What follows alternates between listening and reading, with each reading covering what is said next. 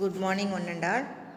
Now let's discuss about 10th standard social subject, geography, lesson 6, continuation of this lesson, climate.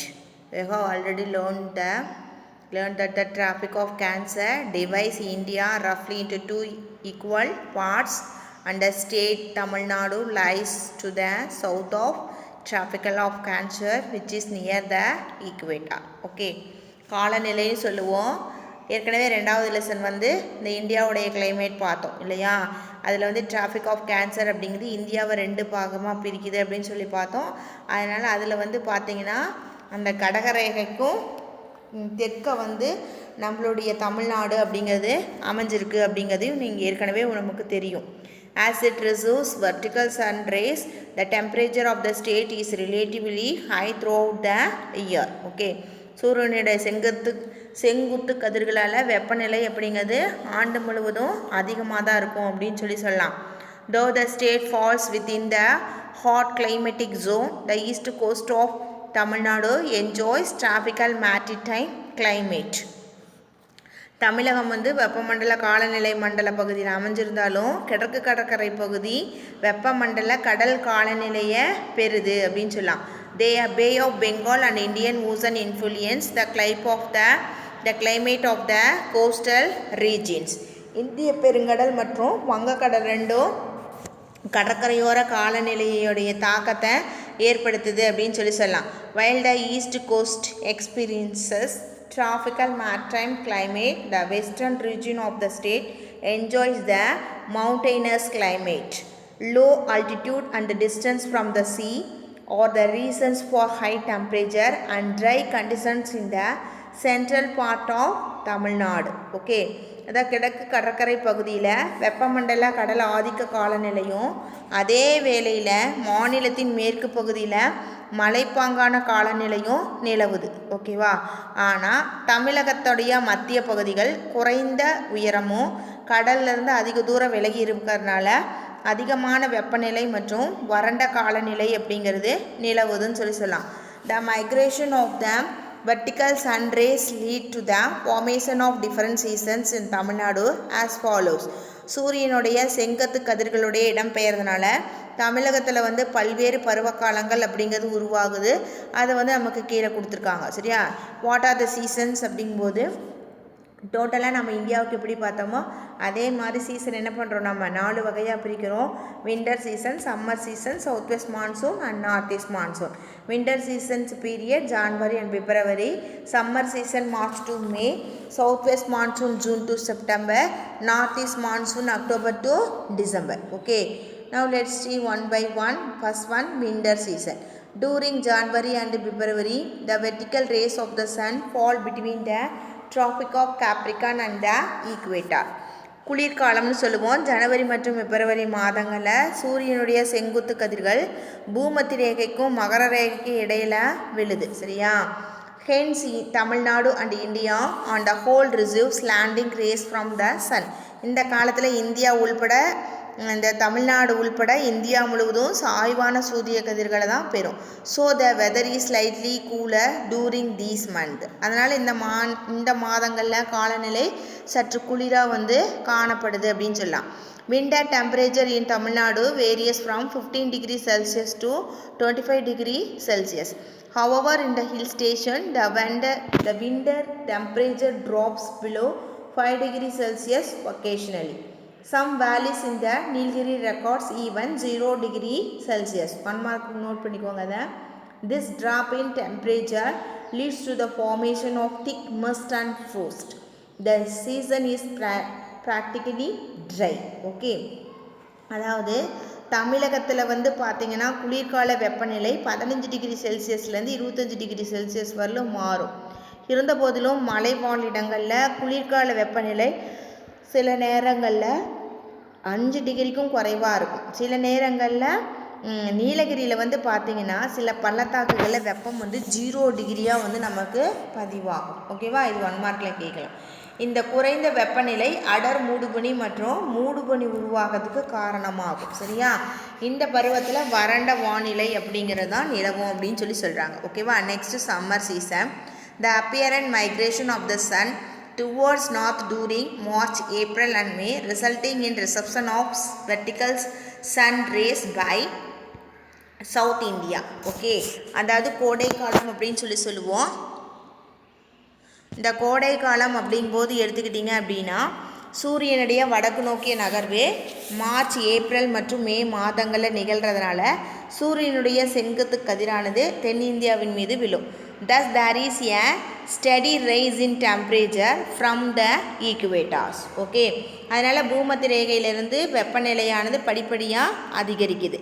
Hence Tamil Nadu located to the south of Tropic of Cancer experience high temperature. பூமத்திய ரேகையில் இருக்கக்கூடிய அதாவது தமிழகம் வந்து கடகரேகைக்கு தென் பகுதியில் அமைஞ்சிருக்கிறதுனால அதிகமான வெப்பநிலை அப்படிங்கிறது பெறுது. Generally the temperature various from 30 degree Celsius to more then 40 degree Celsius.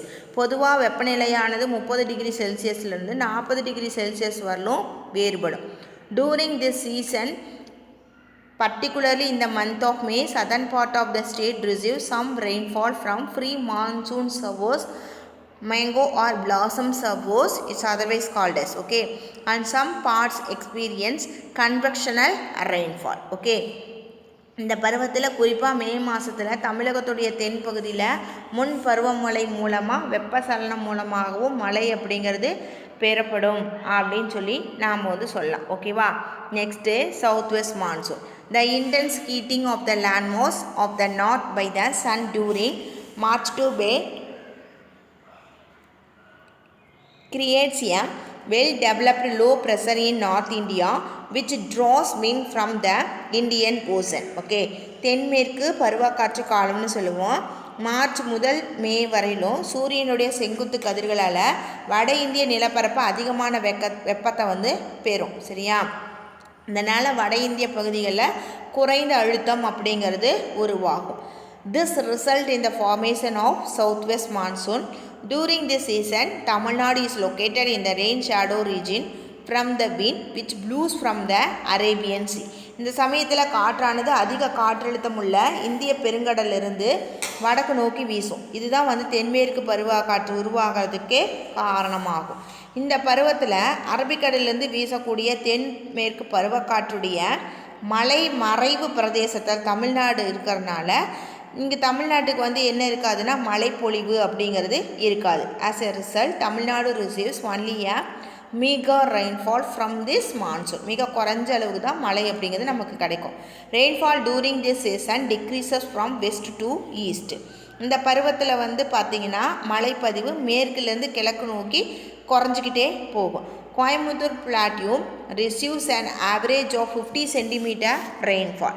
However, the southern districts like Kanyakumari, Tirunelveli and the Nilgiri records 50 to 100 cm rainfall during this period. The rainfall is scanty in the eastern part of the state. Coimbatore பீடபூமி சராசரியாக 50 degree Celsius வந்து மழை பொழியும். இருந்தாலும் தென் மாவட்டங்களான கன்னியாகுமரி, திருநெல்வேலி, நீலகிரி மாவட்டங்கள் 50 முதல் 100 centimetre வரை மழை பெய்யும். தமிழகத்துடைய அதாவது கிழக்கு பகுதிகள் வந்து மிக குறைவான மழைப்பொழிவை பெறும் அப்படின்னு சொல்லுவோம். North east monsoon.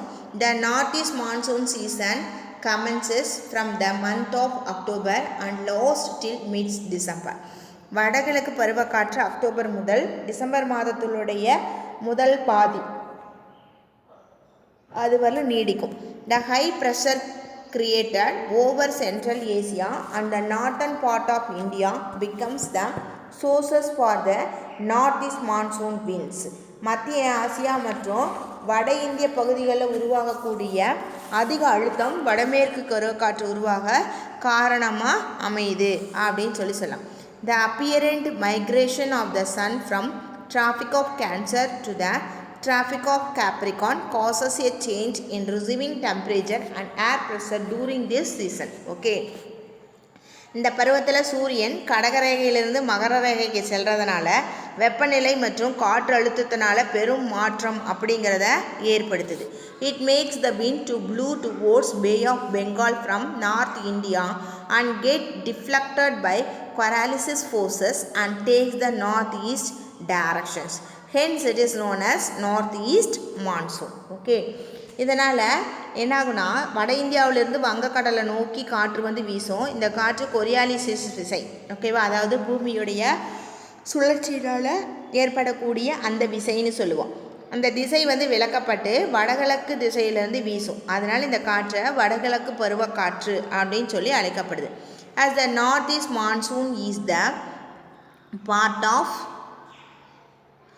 returning of southwest monsoon wind, which it is also called as the retreating monsoon. Okay, இது வந்து பார்த்திங்கன்னா வடகிழக்கு பருவக்காற்றானது திரும்பி வரும் தென்மேற்கு பருவக்காற்றுடைய ஒரு பகுதி ஆகிறதுனால இதை பின்னடைவும் பருவக்காற்று அப்படின்னு சொல்லியும் சொல்லலாம். ஓகேவா, this is the mainly rainy season for Tamil Nadu, accounting for its 48% annual rainfall.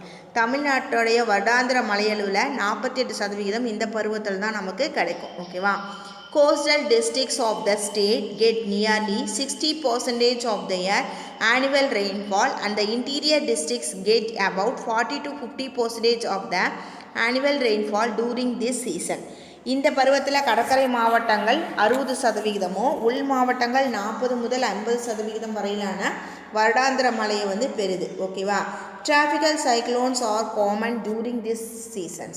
Cyclones originating from Bay of Bengal bringing heavy rainfall to the east coastal region of Tamil Nadu. பொதுவாக இந்த பருவத்தில் வெப்பமண்டல சூறாவளி காற்றுகள் அப்படிங்கிறது உருவாகும். வங்கக்கடலில் உருவாகக்கூடிய சூறாவளிகள் தமிழ்நாட்டுடைய கிழக்கு கடற்கரை பகுதிகளில் மிக கனத்த மழையை வந்து தோற்றுவிக்கும். More than 50% of the state's rainfall is received from tropical cyclones during this period, and east coastal regions receives 100 to 200 cm of rainfall. தமிழ்நாட்டுடைய 50% மழை வெப்பமண்டல சூறாவளி மூலமாக கிடைக்கும். இந்த பருவத்தில் கிழக்கு கடற்கரை பகுதிகள் 100 முதல் 200 சென்டிமீட்டர் வரலும் மழை அப்படிங்கிறது பெறுது. The rainfall received by the central and north western part is 50 to 100 centimetre. தமிழகத்துடைய அந்த மத்திய மற்றும் வடமேற்கு தமிழகம் 50 முதல் 100% மழை வேண்டும் மழை பெறுது. The cyclone sometimes disturb the cultivation of crops and cause severe damage to life and property. இந்த சூறாவளி காற்று சில நேரங்களில் பயிர்கள், உயிர் மற்றும் உடைமைகளுக்கு பெருத்த சேதத்தை விளைவிக்குது. ஓகேவா, Chinna Kallar near Valparai is the third wettest place in India and wettest place in Tamil Nadu. வால்பாறைக்கு அருகில் இருக்கக்கூடிய சின்ன கல்லர் தமிழ்நாட்டில் மிக அதிக மழை பெறும் பகுதியாகவும் இந்தியாவில் 3வது அதிக மழை பெறக்கூடிய பகுதியாகவும் இருக்குது அப்படின்னு சொல்லி நாம் சொல்லலாம். ஓகேவா, next soils of Tamil Nadu. Okay, the soils in Tamil Nadu are broadly classified into 5 types according to their characteristics. They are alluvial soil, black soil, red soil, laterite soil, saline soil. Okay, தமிழ்நாட்டில் காணப்படக்கூடிய மண் வகைகளை அதன் தன்மையை கொண்டு 5 வகையாக பிரிக்கலாம். ஒன்று வந்து வண்டல் மண், கரிசல் மண், செம்மண், சரளை மண் அண்டு உவர்மண் அப்படிம்போம். ஃபர்ஸ்ட் எடுத்தோடனே வந்து பார்த்திங்கன்னா alluvial soil, வண்டல் மண். Alluvial soils are formed by the depositions of silt by the rivers. It is found in the river valley regions and the coastal plains of Tamil Nadu. Mandal மண் அப்படிங்கிறது ஆறுகளால் படிய வைக்கப்படக்கூடிய நுண் படிவுகளால் உருவாகுது. தமிழ்நாட்டுடைய ஆற்று பள்ளத்தாக்குகள் மற்றும் கடற்கரையோர பகுதிகளில் இந்த மண் வந்து அதிகம் காணப்படும். Generally, this type of soil is found in the district of Thanjavur, Tiruvarur, Nagapattinam, Villupuram, Cuddalore, Tirunelveli and Kanyakumari. Thanjavur, Tiruvarur, Nagapattinam, Villupuram, Cuddalore, Tirunelveli மற்றும் கன்னியாகுமரி மாவட்டங்களில் இந்த வகை மண் அதிகம் வந்து காணப்படுது. It's also found to a small extent along the river valleys in few interior districts. சில உள் மாவட்டங்களில் ஆற்று பள்ளத்தாக்கு பகுதிகளில் இந்த மண் வந்து பார்த்திங்கன்னா சிறிய அளவில் காணப்படும் அப்படின்னு சொல்லலாம். ஓகேவா, நெக்ஸ்ட் வந்து black soil. Black soils are formed by the weathering of igneous rocks. It's also known as regur soil. As cotton grows well in this soil, it is called as black cotton soils. Black soils are found extensively in the districts of Coimbatore, Madurai, Virudhunagar, Tirunelveli and Thoothukudi. கரிசல் மண் அப்படின்னு சொல்லுவோம். தீ பாறைகள் சிதைவடைவதன் மூலமாக இந்த கரிசல் மண் அப்படிங்கிறது உருவாகுது. இதை வந்து ரிகர் மண் அப்படின்னு அழைக்கப்படும். இந்த மண்ணில் பருத்தி நல்லா விளையிறதுனால இதை பருத்தி மண் அப்படின்னு சொல்கிறாங்க. கோயம்புத்தூர், மதுரை, விருதுநகர், திருநெல்வேலி, தூத்துக்குடி ஆகிய மாவட்டங்களில் இந்த வகையான மண் வந்து அதிகமாக காணப்படுது அப்படின்னு சொல்லலாம். ஓகேவா. நெக்ஸ்ட் வந்து red soil. Red soil covers over 2/3 of the total area of Tamil Nadu. They are found particularly in the central districts of the state. It's dominantly found in Sivaganga and Ramanathapuram districts. Okay, செம்மண் சொல்லுவோம். தமிழ்நாட்டில் மொத்த பரப்பளவில் 3/2 பங்கு இந்த செம்மண் அப்படிங்கிறது பரவி இருக்குது. இது குறிப்பாக மாநிலத்துடைய மத்திய மாவட்டங்களில் காணப்படுது. இந்த மண் சிவகங்கை மற்றும் ராமநாதபுரம் மாவட்டங்களில் அதிக அளவில் காணப்படும் அப்படின்னு சொல்லலாம். நெக்ஸ்ட்டு லேட்ரைட் சாயில், அதாவது சரளை மண் சொல்லுவோம். The soil is formed by the process of intense leaching. Laterite soils are found in the some parts of Kanchipuram, Tiruvallur and Thanjavur districts and some patches over the mountainous regions in the Nilgiris. Okay, சரளை மண் சொல்லுவோம். சரளை மண் சரளை மண்ணானது அதில் கரைஞ்சிருக்கக்கூடிய சத்துக்கள் அடித்து செல்றதால உருவாக்கப்படுது. இது ஒரு வளமற்ற மண். இதில் எந்த விதமான சத்துக்களும் இருக்காது. காஞ்சிபுரம், திருவள்ளூர், தஞ்சாவூர் மாவட்டத்துடைய ஒரு சில பகுதிகளிலும் நீலகிரி மலையிலுடைய சில பகுதிகளிலும் இந்த மண் வந்து காணப்படுது அப்படின்னு சொல்லலாம். ஓகேவா. Next saline soil. ஓகே, உவர் மண் அப்படின்னு சொல்லுவோம். இந்த saline soils in Tamil Nadu are confined to the coast Coromandel coast. Vedaranyam has a packet of saline soil. However, the tsunami waves on December 26, 2004 brought a lot of sand and deposited it all along the east coast of Tamil Nadu. The tsunami made the coastal areas unsuitable for cultivations to a considerable extent. உவர் மண்ணுன்னு சொல்லுவோம். தமிழ்நாட்டுடைய சோழமண்ட கடற்கரை பகுதிகளில் மட்டும்தான் இந்த மண் வந்து காணப்படும்.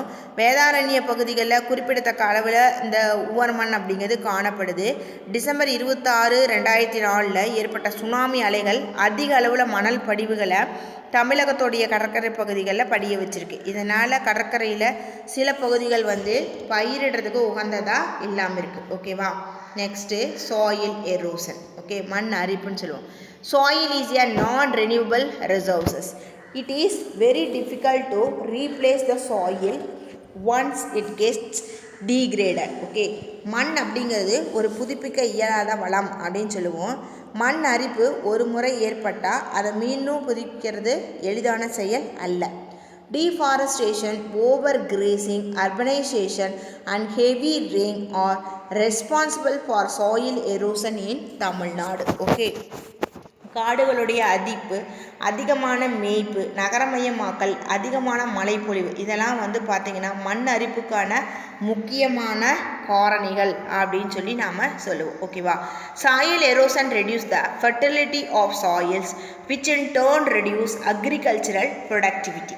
மண் அரிப்பு மண் வளத்தை குறைச்சி விளைச்சலையும் குறைக்கும். Okay, so it is necessary to take intensive care to conserve the soil resources. எனவே மண் வளத்தை பாதுகாக்கிறதுக்கு அதிக கவனம் செலுத்துறது மிக முக்கியமான ஒன்று அப்படின்னு சொல்லலாம். Okay, today class is over now. Thank you students. Thank you one and all.